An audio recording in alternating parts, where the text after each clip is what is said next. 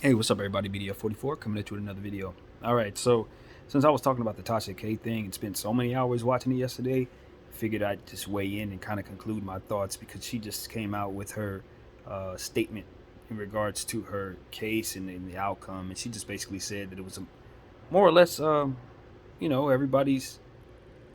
How do I phrase this properly? She essentially said that the fight is not over, that Cardi B is a part of a machine that is sent to take her down and tried to bully her and a lot of different things and a lot of people fault but hers basically. All of it's everyone's fault but hers.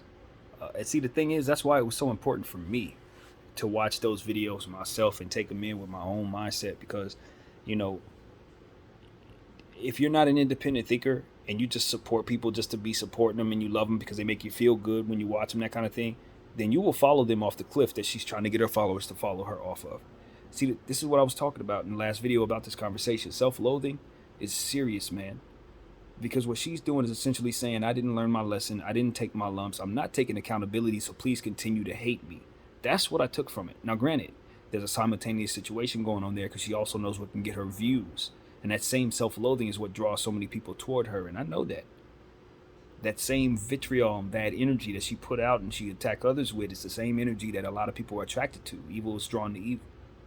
But what I'm telling you is that she's working very hard to build what she's building. And while she's going to gain a lot of attention, what she doesn't understand is the same stress that she just went through for the past several years trying to fight this case is exactly what she created with the energy that she put out beforehand.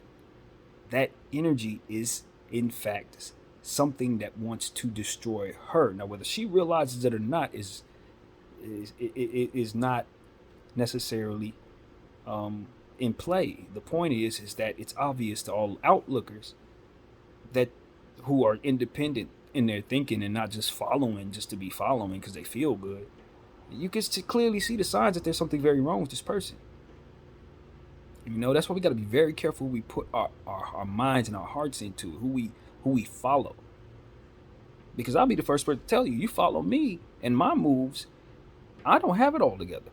You know what I mean? And if you follow me, you understand that, but I'm seeking it out. And I've been blessed with the understanding after 37 years of life that you have to continue to work at your mental health. You have to continue to fight the demons that come to you when you go through something traumatic in your life. She went through something extremely traumatic.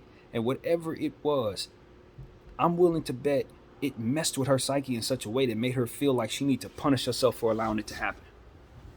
Or punish herself because of the action itself. Maybe someone said something that made her believe that she needs to continue the process of punishing herself. But the way that she does it is to make sure that all of you hate her. Maybe that's a way of control. Maybe that's her way of her controlling her environment. If I can force you all to hate me, you know what I mean, that kind of thing, then maybe, just maybe, I can grasp what it is that's unknown within your mind. If I can force you to feel something, then I don't have to wonder whether or not you're feeling something.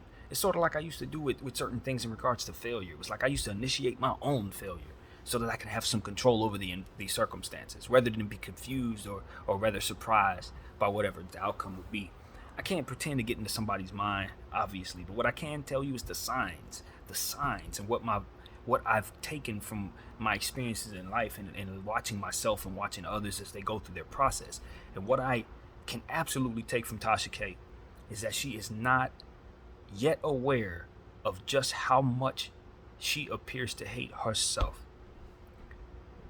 by the way she allows herself to be seen, by the energy that she puts out and the karma that automatically comes with that.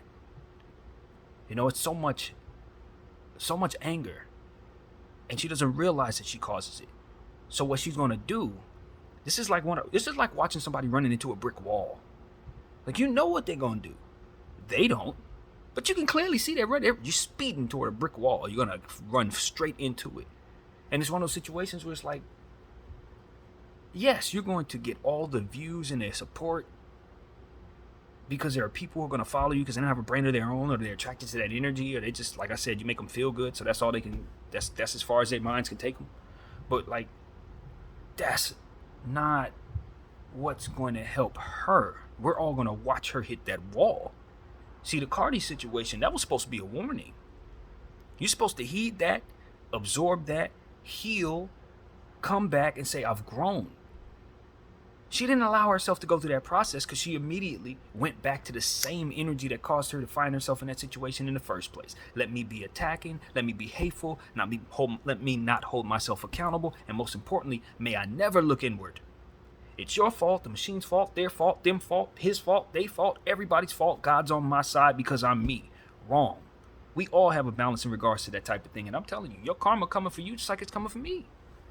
And just because I do a couple good things or a couple bad things doesn't mean that the balance is missing in the return of that energy. It's coming balanced. You're gonna get back what you put out. So as far as Cardi's concerned, listen, same goes for everybody. Cardi initiated that energy that came her way by allowing her hurt to attract that side of Tasha K's spirit. Because I initially told you in the video what I took from what Tasha K was angry at Cardi about was the fact that Cardi had said something terrible about somebody's child. Because that same some person had said something about her that hurt her feelings. Tasha K saw that, didn't like how Cardi played that or reacted to it, and that's what I took from why that bloomed into what it has become. I'm telling you, the bad energy we put out because we are hurt, and the demons that feed off that energy and then proceed to give us back the energy that we put out in doing so. It's a vicious cycle of evil. That's why forgiveness is so important, because people don't realize that's how you cut it off. That's how you stop that. It's parallel for what's going on outside with all of our brothers and sisters in various gangs and different things that's going on in the community. Get back. I gotta go out there and get them. I gotta go back and get them. First, it starts with hurt. With pain, we're hurt, we're sad, we're mourning. I gotta go back and get revenge to satisfy that demon. They gotta come back and get me. Then I gotta go back and get them. They gotta go get me. Eventually, it goes from revenge to seeking a bloodthirst, until you see what you see right now with these kids, to where it's not even about revenge. We just can't wait to kill each other. Don't you see how that cycle continues? Tasha K is gonna go off, use this pain, hurt somebody else, turn them into a demon. They gonna go off, hurt somebody else, turn them into a demon. It just goes on and on and on and on. And she's none the wiser because she's being used by the same spirit that's putting her in a position to hate herself in the first place. Something that was traumatic, that probably was given to somebody else by somebody else who probably gave it to them, who probably gave it to them, who probably gave it to them. You gotta cut that off. You understand what I'm saying? This just takes me back to the story about those gentlemen who beat the hell out of their stepfather, who allegedly touched their sister. I don't blame those boys for doing that, but guess what? I'm willing to bet that stepfather was probably touched as a child. By somebody who's probably touched as a child. By somebody who's probably touched by... Like, you gotta stop that somewhere. Because look what the energy put out. He let his brain get to a point where he was so out of control, he couldn't keep his hands off his daughter. And what did it get him? His stepsons beat him to death. Don't we see the parallel of the energy? It's all parallel. It's all the same. What you put out, you get back. What you don't allow yourself to fix will continue to destroy the things that you care most about. And everything that you're working on, if you're not on your own side, you will be working against yourself, whether you're working hard for something or not. And everybody who's affected by what it is that you're trying to do will come down with it. And guess what happens? Now they mad at you because you ruined the situation that they were a part of. And guess what? That turns into more bad energy. They go take that somewhere else. You see what I'm saying? It's a cycle. It didn't start there. It ain't going to end with you unless you let it. But if you don't hold yourself to a standard of love, to say, I love myself, so let me be seen in a better light. I love myself, so let me stop this process right here. I forgive you because I'm not going to let that energy continue to flow from within me. It dies here. That pain, that situation, that trauma, I'm not going to allow myself to do that to somebody else because it stops here. That's the only way we defeat that. You can't defeat fire with fire. You can't defeat hate with hate. You're just going to make the hate grow. You're going to pass it on to somebody else. And it don't stay the way that it is. As I said, just like with this situation, the analogy with the gang stuff, they don't stay just pain. Then it turns into something else. Then it becomes a monster. Then it turns into some type of Jeffrey Dahmer serial killer type stuff. That's how it works. Just like love does. Forgiveness can turn into compassion. Compassion can turn into great compassion. And then therefore you can find yourself being somebody celebrated for doing the right things and being seen the right way. But if you don't love yourself, if you don't turn inward and say, I don't deserve what happened to me, That should not have happened. I didn't put myself in a position to deserve that. So I'm not going to reinforce that evil by putting that energy back out. It shouldn't have came my way. It shouldn't go nowhere else either. You got to be strong enough in love to not allow that to happen. I said all that to say that Tasha needs to hear these type of words because she's continuing to reinforce the same evil that was placed into her. The same hurt that was placed into her, she's giving to others. You gotta ask yourself something. She said something about God was on her side. You gotta ask yourself something. The God I serve, the God you say you serve, do you really think he appreciates what you did there? Do you really think the outcome was by accident? Do you really believe that he wants you to double down on something that caused you, forget what it did to anybody else, caused you so much pain? For the last 4 years having to fight this case, cost you $3 million plus, whatever. Everybody sitting up here saying Tasha K this, or some supporters are having your back. A lot of them supporters want to continue to see you run into that damn wall. They gonna say, yeah, Tasha K, you're doing great, because they hate themselves just as much as you hate you, and they want to see you destroy yourself and makes them feel better. See, ain't none of them gonna tell you that. Either that or they can't surmise that that's something to say, because they're too busy waiting for you to tell them what to think next. That ain't what you need. You need a friend. Somebody to tell you, hey, you're doing wrong here, and it's not what you're doing to somebody else. It's what you're doing to yourself. You're reinforcing the same pain that was placed into you. You're tearing down every bit of hard work that you're putting into it. You're putting it into something that you want to go on forever. Putting out bad energy, telling lies on people, and then running around saying that it's their fault for reacting to it. That's a sickness. You're not well if you think that way. You have to go back and find out what is it in you that makes you not see yourself as somebody who can fix the problem, as somebody who could have caused the problem. What is it in your head that won't allow you to see that you have some say in how things went wrong? I had to learn a hard lesson as a young person, because I could always point out what everybody else was doing to me, what everybody else had done.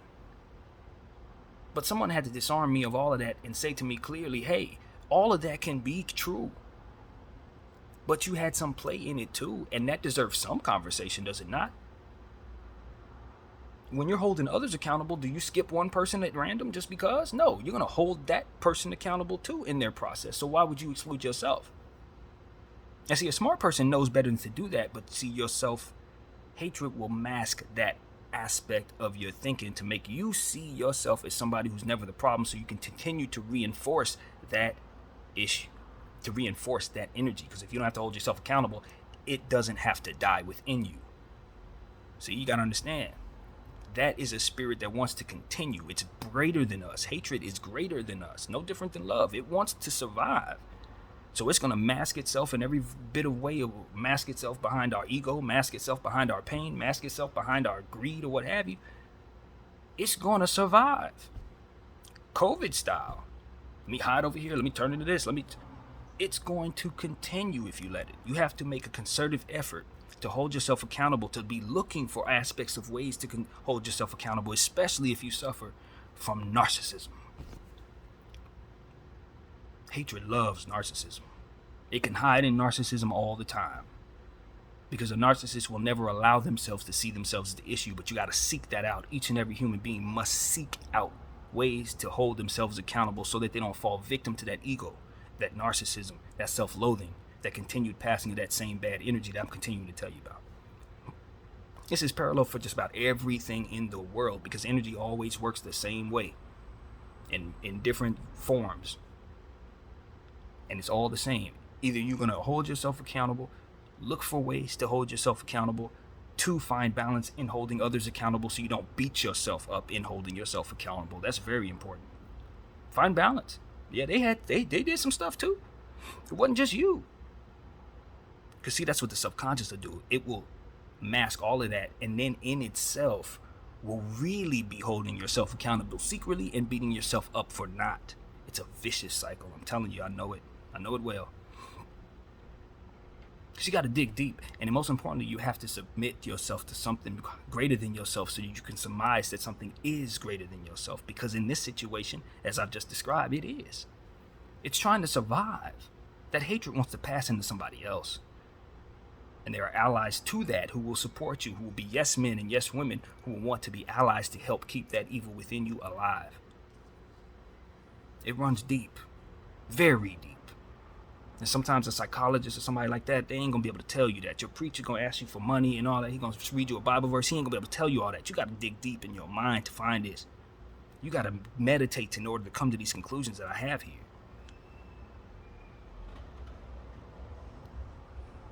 And if you don't give yourself an opportunity to do that, because you're too busy just snapping forward, going forward, not dealing with your pain, not dealing with that inner child inside of you that is still dealing with whatever happened, then you're going to continue as a grown-up to reinforce the same bad habits, passing that same evil, and ultimately leading yourself to that brick wall that you run straight toward. I hope I made myself as clear as possible, because this is about as easy as anything I can see in my mind right now. We gotta learn to not only hold ourselves accountable, but find balance in doing so. And if you have that narcissistic gene, if you have that egotistical gene, if you have that desire for clout that's clouding your mind to help, that's not allowing you to see concepts of such as karma, then you're going to find yourself in a situation where you'll continue to reinforce it, and it will survive because of you. Hopefully you do. Because I can guarantee you what it's going to try to do is destroy you from the inside out. One bad energy passing at a time. Understand that. Some of these forces are greater than ourselves. We are dealing with spiritual warfare in this world, especially people of color. We got to know this. We under attack at all times. There's always something that wants to defeat us. You got to be respectful of that. All of us. My name is BDL44. I thank y'all for watching. I'm out.